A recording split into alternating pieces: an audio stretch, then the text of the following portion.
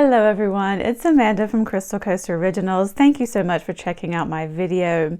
So I'm going to show you guys the painting you're going to see in the video today. It is one of my gradient background Dutch pours.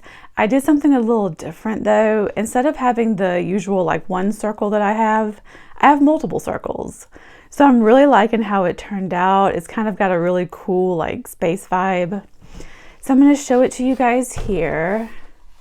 It is this one right here, and I think I actually like it better this way.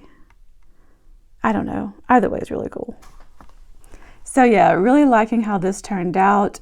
I think I'm going to do a series of these, different colors, maybe different placements.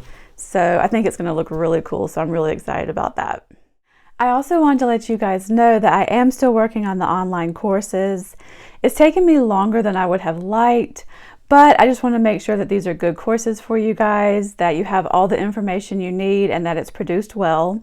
So please continue to be on the lookout for those. As usual, my formula as well as the colors will be listed in the description box, so please don't forget to check that out. Thank you guys so much for watching, and I will see you on the next one.